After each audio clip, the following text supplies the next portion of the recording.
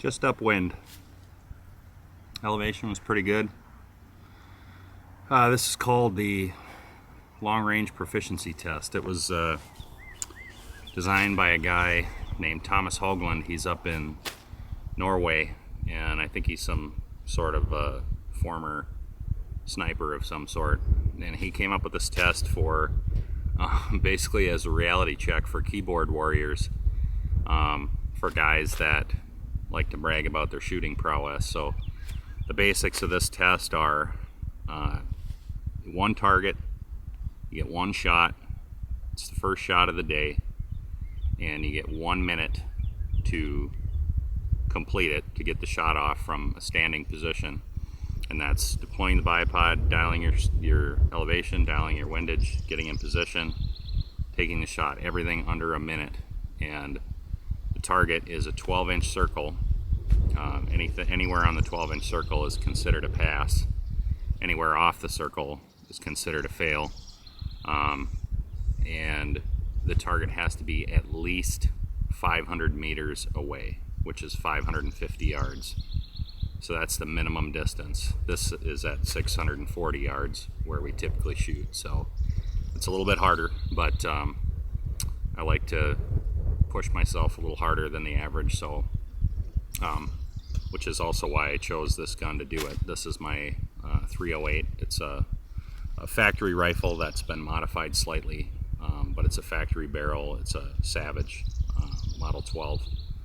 And I just put it in this stock, which my 243 was in here. Just put it in this stock and just put this optic on it and got it zeroed at 100 yards. And this is the first time I've shot this combination past 100 yards. And this is the first time I've done this test for the year. So it's July. I haven't done it since last fall sometime, maybe last September, October is the last time I shot this test. But typically I like to try to shoot it every time I come out here. It's a good way to see where you're at and just kind of brush up on your skills.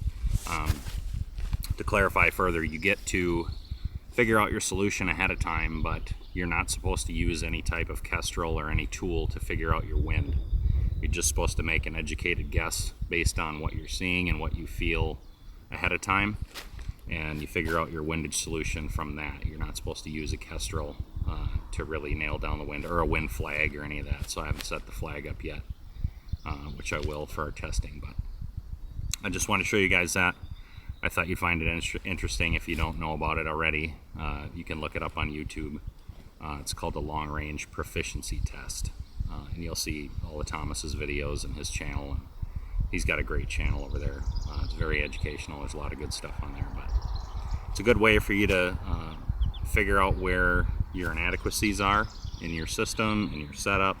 It's basically, this is meant to replicate a hunting situation where, you know, you've kind of been watching the game for a while, you know the range, and then once you have a shot opportunity, you know, those don't often hang around. So that's the reason for the 1 minute time limit, is so that you can get deployed, get your stuff together, figure out where the errors are in your system and your setup, and make you more proficient at taking a shot in a hunting situation. So in an instance like that, had that been a deer sized game, I still would have, still likely would have killed it.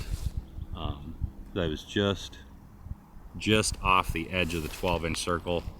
So if that was, you know, like the vitals, either way, it would have been a little bit far back on the lungs or a little bit forward on the chest cavity. So still a decent shot, but obviously I need to spend more time with this gun out here. And I don't hunt with this gun. This is just a training rifle that I use for practice, but I like practicing with a 308 because you get a little bit of recoil, but also it's not forgiving at all.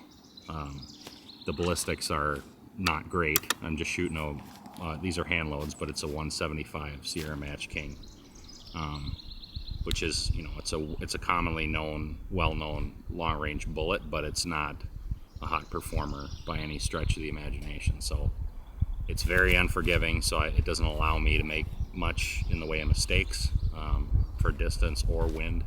So that's why I use it, because it makes it a little harder. But anyway, thought you guys would find that interesting. It's just kind of a cool test for you to go out and do. I'm going to get the flag out and get squared up on this wind, figure out where we're at, and then we'll switch over to our next 22 Nosler test, which will be, I think, part 8. So thanks for watching. We'll see you on the next video.